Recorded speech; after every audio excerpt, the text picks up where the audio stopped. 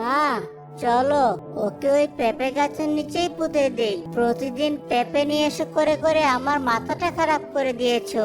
ওকে ওই পেঁপে গাছের নিচেই মাটির চাপা দিয়ে দেই। এখন মরে ভূত হয়ে যত খুশি পেঁপে খাক। ওর পেঁপে খাওয়ার শখ আজীবনের মতো বের করে দিলাম। ঠিকই বলেছিস বাবা। এই ফকিন্নি ঘরের মেয়েকে আমার এমনিতেই পছন্দ ছিল না, ভালো হয়েছে ওকে মেরে ফেলেছিস। এবার থেকে ভালো দেখে আমার পছন্দ মতো বিয়ে করাবো।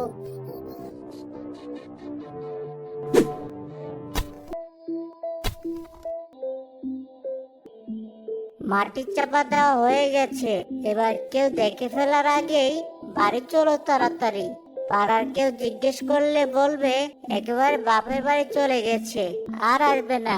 ঠিক আছে।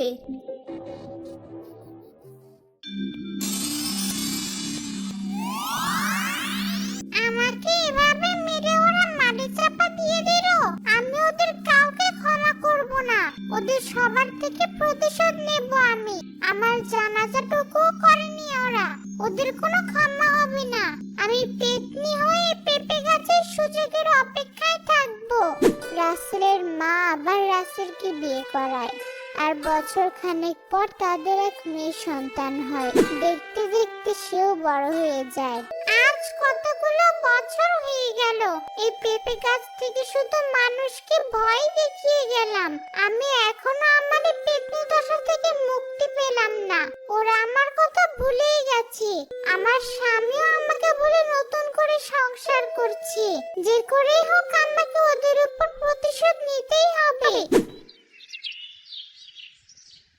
অনেকদিন পর বাজার থেকে বড় একটা পাকা পেঁপে কিনলাম। বাড়িতে গিয়ে পেঁপেটা মজা করে খাবো।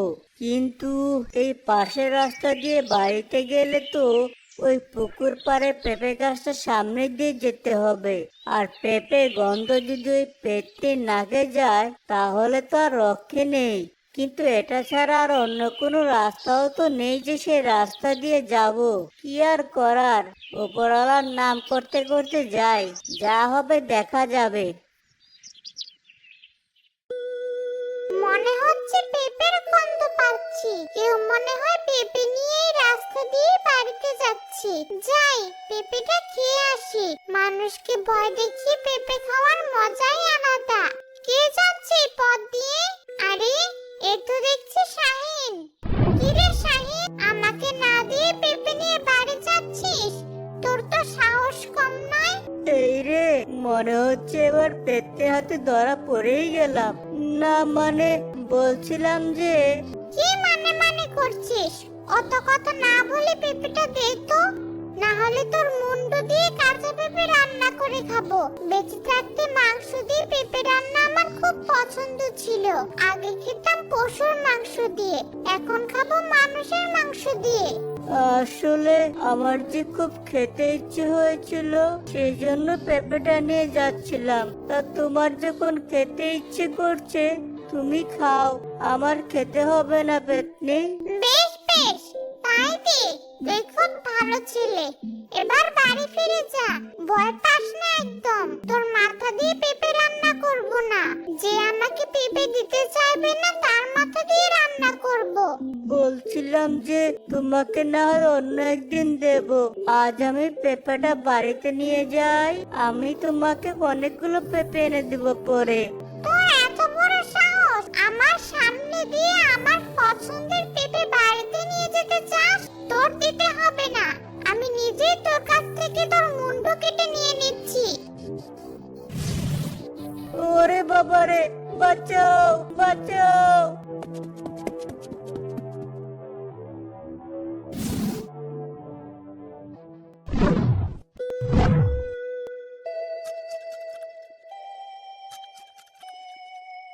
যাক, ভালোই হয়েছে পেতনি হয়ে। সব জিনিস না খেতে কেমন খেতে পারি। এখন আর রান্নাও করা লাগে না। তবে অনেকদিন পরে আবার একটা পেঁপে পেলাম। পেঁপেটা অনেক মিষ্টি। প্রতিদিনই যদি একটা করে এমন মিষ্টি পেঁপে খেতে পারতাম তাহলে বেশ ভালোই হতো।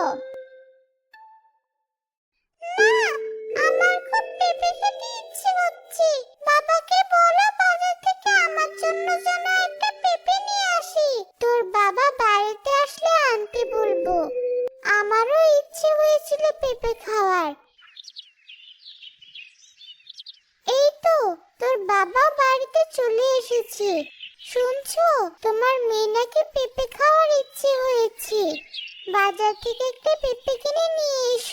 এইমাত্র বাড়িতে আসতে পারলাম না, আর সে পেঁপের কথা বলছো?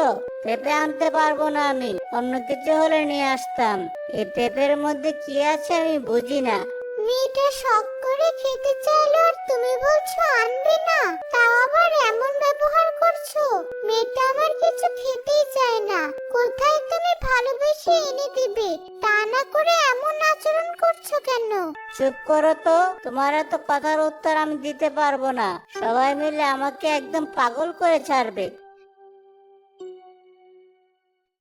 মা, বাবা যদি না আনতে চায় তাহলে থাক, আমি পেঁপে খাবো না। তুমি বাবাকে আর কিছু বলো না। বৌমা, তুমি মন খারাপ করো না, আমি দেখছি কি করা যায়। তুমি গিয়ে আমার ছেলেকে খেতে দাও। ঠিক আছে মা। ঋতু চল, আমি তোকে নিয়ে বাজারে যাচ্ছি, তোকে পেঁপে কিনে দেব। বাবা কেবল বাইরে থেকে কাজ করে এসেছে, তাই এমন রাগ করে আছে। চল তুই আমার সাথে। হ্যাঁ, তাই চলো দাদিমা। পারুল বোমার মতো ঋতুরও যে কেন পেঁপে খেতে মন চায় কে জানে।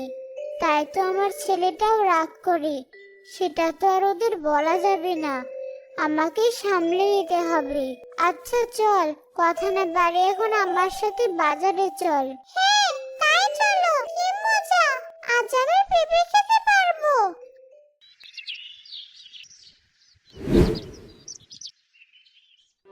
দাদু ভাই, এই ভর দুপুরে আমাদের এই পুকুর পাড় দিয়ে আসা ঠিক হয়নি।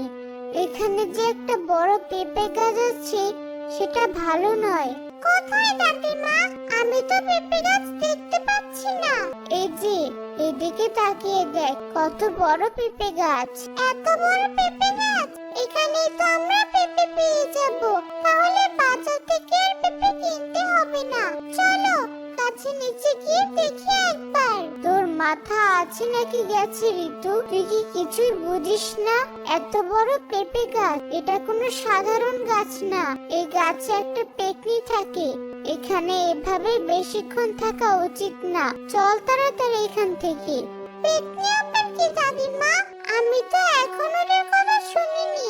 আর তা দেখতে কেমন? আর এই গাছে আছে নাকি? তাহলে দেখাও আমাকে। কোথায় সে? পেতনি মানে হলো ভূত, মেয়ে ভূত, খারাপ আত্মা। চল তাড়াতাড়ি এখান থেকে। এগুলো আমি বিশ্বাস করি না। এখন চলো তো আমার সাথে। আরে, কে এখানে? রাসেলের মেয়ে নাকি? কোথায় যাচ্ছিস এমন তাড়াহুড়ো করে? এখানে আসে সবাই নিজের ইচ্ছাতে, কিন্তু ফিরে যায় আমার ইচ্ছাতে। আমি না চাইলে কোথাও যেতে পারবি না তোরা। আবার সাথে দেখছি বুড়িটাও আছে। শুনেছি তোর নাকি আমার মতো পেঁপে খাওয়ার খুব ইচ্ছে হয়। আমার কাছে চলে আয়, তোকে আমি অনেক পেঁপে এনে দেব। তোর বাবার কাছ থেকে কোনোদিন পেঁপে খাওয়ার ইচ্ছে পূরণ করতে পারবি না। ঋতু, চল তাড়াতাড়ি এখান থেকে। বলেছিলাম এখানে আসার দরকার নেই। কে আছো? বাঁচাও আমাদের, এই পেতনি তো আজ আমাদের মেরেই ফেলবে। শাশুড়ি মা, আমাকে দেখে এমন ভয় পেলে চলবে? আমার হাতের পেঁপে রান্না খাবেন না? ছেড়ে দে পেতনি, আমাকে ছেড়ে দে বলছি। বাঁচাও, বাঁচাও। কে আছো? এই পেতনির হাত থেকে কেউ বাঁচাও আমাকে। এখন আমাকে পেতনি বললে হবে না শাশুড়ি মা, আমি যে আপনার আদরের বৌমা। ভুলে গেলে হবে আমাকে? আমি তো পারুল, এ হয়ে পেঁপে গাছে আছে আপনাদের অপেক্ষায়। পারুল, তুই মরে গিয়েও কি আমাদের শান্তি দিবি না? ছেড়ে দে বলছি আমাকে, না হলে আমার ছেলে তোকে ছাড়বে না। তাই নাকি? একবারের জন্য শাস্তি দেব, তারপর পেতনি হয়ে আবার আমার সাথে পেঁপে গাছে সংসার করবেন আপনারা।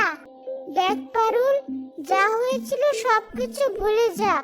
আমরাও ভুলে গেছি, আর তুইও ভুলে যা। তুই নিজে ভালো থাক আর আমাদেরকেও ভালো থাকতে দে।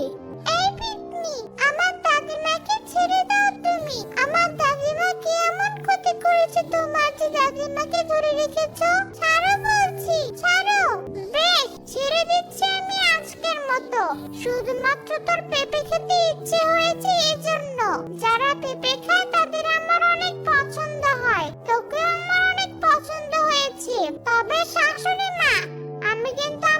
প্রতিশোধ নিয়েই ছাড়বো। ঋতু, তোর বাবা আর তোর দাদিমা আমার সাথে যা করেছে তার কিছু আমি ভুলে যাইনি। মানে কি করেছে আমার বাবা? কি করেছে সেটা তোর দাদিমা তোকে বলবে। যা বাড়ি গিয়ে শোন। চলে যা এখন এখান থেকে। ওই মেয়েটাকে দেখে বড় মায়া লেগেছে আমার। আর যদি আমি বেঁচে থাকতাম আমারও এমন একটা সংসার থাকতো, আমারও এমন একটা মেয়ে থাকতো, কিন্তু ওরা আমাকে বাঁচতে দেয়নি। ছাড়বো না আমি ওদের কাউকে। দাদিমা, পেতনি কিসের কথা বললো? বাবা কি করেছে? সত্যি কথা বলো আমাকে, আমি জানতে চাই। বলছি তোকে সবকিছু। পারুল তোর বাবার প্রথম বউ ছিল। ওর পেঁপে অনেক পছন্দ ছিল, তাই পারুল যাই রান্না করতো তাতে পেঁপে দিত। পাকা পেঁপেও খেত খুব, আর সব সময় পেঁপের জন্য বায়না করত। কিন্তু তোর বাবা খুব বিরক্ত হতো এতে। আজ কি রান্না করেছো পারুল? পেঁপের সাথে মাছের ঝোল। তোর বাবা এতে খুবই বিরক্ত হয়, আর সেদিন তোর বাবা বাজারের লোকের সাথে ঝামেলা করে এমনিতেই রেগেছিল। পারুলের ওপর আরো রাগ ওঠার সাথে সাথে পারুলকে রাগে গলা টিপে মেরে ফেলে। আমাদের সবাইকে খুব সাবধানে থাকতে হবে। তুমি এসব কি বলছো দাদিমা? বাবা এমন একটা কাজ করলো আর তুমি কিছু বললে না? একটু পর তোর বাবা বুঝতে পারে সে রাগের মাথায় কি করেছে। তারপর আমি সেখানে এসে দেখি এমন। আর পারুল গরিব বাড়ির মেয়ে বলে আমারও তেমন ওকে পছন্দ ছিল না। তাই আমি তোর বাবাকে বলি এটা কাউকে বলার দরকার, আর এই পেঁপে গাছের নিচে ওকে মাটি চাপা দেই। সবাইকে বলি পারুল বাপের বাড়িতে গিয়েছে একেবারে, আর ফিরবে না। আর ওর আপন বলে তেমন কেউ ছিল না বলে কেউ আর কোনো খোঁজও নেয়নি। ধীরে ধীরে সব ধামাচাপা পড়ে যায়। তারপর তোর বাবাকে আমি তোর মায়ের সাথে বিয়ে দেই। তোমরা কাজটা মোটেও ঠিক করোনি দাদিমা। এবার তাহলে কি হবে? তোমাদের ভুলের জন্য আমাকে আর মাকেও হয়তো এর ফল ভোগ করতে হবে। তা আজ রাতে কি রান্না করেছো? তাড়াতাড়ি খেতে দাও দেখি। তোমার জন্য গরুর মাংস আর খিচুড়ি রান্না করেছি। কে বলো কেমন হয়েছে?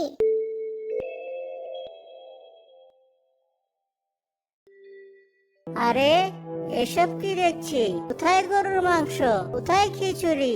এখানে তো শুধু সব পেঁপে রান্না। তুমি কি আমার সাথে মজা করছো? আমি মজা করতে যাব কেন? মা, আপনি কিছু বলুন। আমার মনে হচ্ছে এসব ওই পেতনির কাণ্ড। ও এসব করছে। মা, তুমিও কি পাগল হয়ে গেলে? কি সব বলছো? কি আছে? খাবার পছন্দ হলো না?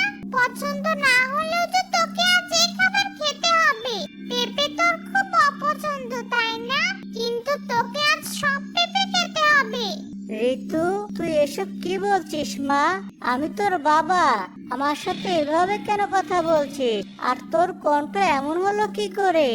আমি তোর মেয়ে না, আমি তোর বউ পারুল। আমার কথা মনে আছে তোর? আমি তোর মেয়ের শরীরে প্রবেশ করেছি তোকে শাস্তি দেব বলে। এখন আমার প্রতিশোধের পালা। এতদিন হলো আমি এই দিনটারই অপেক্ষা করছিলাম। এখন থেকে তোকে দিনরাত শুধু পেঁপেই খেতে হবে। যদি না খেতে পারিস তবে তোকে ওই পেঁপে গাছের নিচে মাটি চাপা দিয়ে দেব। পারুল, তুই আমার নাতনিকে ছেড়ে দে দয়া করে। চলে যাও ওর শরীর থেকে। আমাদের এত বড় ক্ষতি করিস না। ও আমাদের একমাত্র চোখের মণি। ওকে ছাড় তুই। আমি সব জানি, জেনে ওর ঘাড়ে চেপেছি। ওকে আমি ছাড়বো না। ওকে রেখে কোথাও যাব না। আজ থেকে আমি ঋতুর শরীরেই থাকবো। মনে হচ্ছে আমাকে কিছু করতে হবে, না হলে যে আমার ছেলের সংসার নষ্ট হয়ে যাবে। ওর কাছে মাফ চাইলে ও ঠিক মাফ করে দেবে। ওর মন খুব সরল। পারুল, আমাদের ভুল হয়ে গেছে। আমাদের তুই মাফ করে দে। আমরা তখন বুঝতে পারিনি। আমরা আমাদের ভুল স্বীকার করছি। তুই আমাদের দয়া করে মাফ করে দে। কোনো মাফ পাবি না তোরা। তোদের আমি মাফ করব না। অনেক কষ্ট দিয়েছিস। আমার জানাজাটুকুও করিসনি তোরা। আমার ভুল হয়ে গেছে। করেছে আর আমার ছেলেও ভুল করেছে। আমাদের দুজনকেই মাফ করো। পারুল, আমার ভুল হয়েছিল। আমি বুঝতে পারিনি তুমি সেদিন আমার হাতে মারা যাবে। আমি রাগের মাথায় সবকিছু করেছি, আর লোক জানাজানির ভয়ে আমি তোমার জানাজাও করিনি। আমি আমার ভুল স্বীকার করছি, তুমি আমাকে ক্ষমা করে দাও। পারুল, আমি আর আমার মেয়ে তো তোমার কোনো ক্ষতি করিনি, তাহলে ওকে ছেড়ে দাও তুমি। আমাদের তো কোনো দোষ নেই, আর ওনারাও নিজের ভুল বুঝতে পেরেছেন। দয়া করে ক্ষমা করে দাও তাদের। রাসেল, তুমি আমার কাছে আগে মাপ চাইলে, আমার জানাজা করলে আমার আত্মা এতদিনে মুক্তি পেত। তাহলে এতদিন আমি পেতনি হয়ে ঘুরতাম না। আমি তোমাদের মাফ করছি, কিন্তু কথা দাও আর কখনো কারোর সাথে এমন করবে না। নিজের পরিবারের খেয়াল রেখো। আমি এখন তোমার মেয়ের শরীর থেকে চলে যাচ্ছি। তোমরা সবাই ভালো থেকো। রাসেল পারুলের কবরে জানাজার নামাজ পড়ে নিয়মিত তার জন্য দোয়া করে, আর পারুল তার পেতনির জীবন থেকে মুক্তি পায়।